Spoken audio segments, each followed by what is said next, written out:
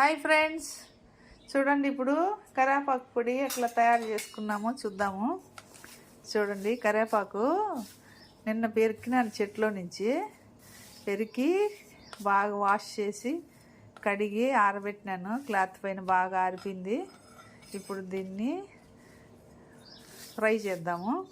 ఇంకా చూడండి, తెల్లగడ్డలు ఒలిచిపెట్టిన, ఎండుమిరపకాయలు, కొద్దిగా చింతపండు, ఇదిగో చూడండి. ఇవి ఉద్దిపప్పు 2 స్పూన్లు, శనగబాళ్ళు 2 స్పూన్లు, మిరియాలు ఒక చిన్న టీ స్పూను, ఆవాలు ఒక చిన్న టీ స్పూన్. స్లో ఫ్లేమ్లోనే ఇది వేయించాలా. పప్పులు లోపల వరకు వేపితేనే బాగా టేస్ట్ ఉంటుంది. వేయించి చల్లారబెట్టినాను. ఇప్పుడు చూడండి, ఆకు చూడండి, సౌండ్ వస్తుంది కదా, ఇలా బాగా క్రిస్పీగా వేయించాలా. ఇంకా కొంచెంసేపు ఉండిద్దాము. ఇది చూడండి, వేగుతుంది. ఇట్లా ఫ్రై చేసుకొని లాస్ట్లో మిక్సీ పట్టేటప్పుడు చూపెడతాను.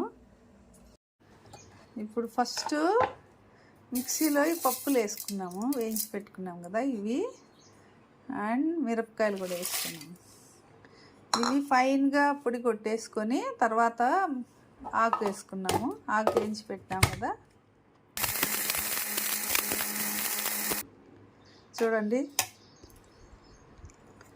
చూడండి, ఇంకొకసారి కొద్దాము.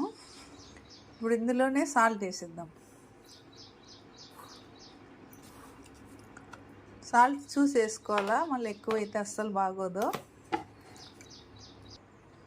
ఇప్పుడు చింతపండు వేసుకున్నాం ఇందులోనే. దీన్ని కూడా పొడి కొట్టేద్దాము. చూడండి, చింతపండు కూడా వేసేసినాను. ఇప్పుడు ఆకు వేసుకున్నాము.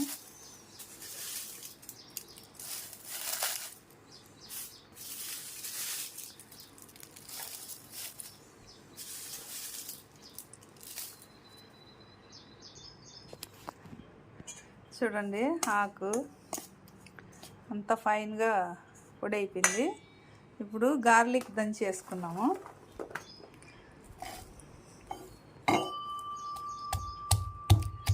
దంచేసి చూపెడతాను.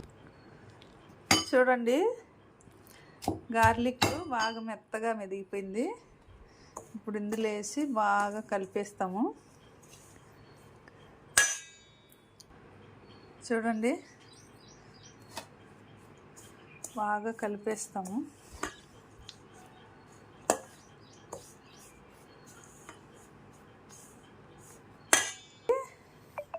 ఇప్పుడు ఇది మిక్సీలో వేసేసి ఊరికే ఒక్కసారి ఒక పలుకు అట్లా మిక్స్ చేద్దాము. ఎందుకంటే గార్లిక్ బాగా మిక్స్ అయిపోతుంది.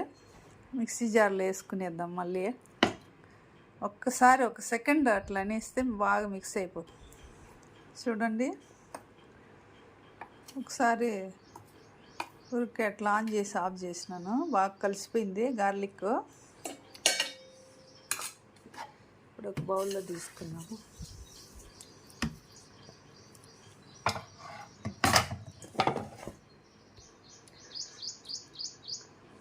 చూడండి, ఇంతేనండి కరివేపాకు పొడి.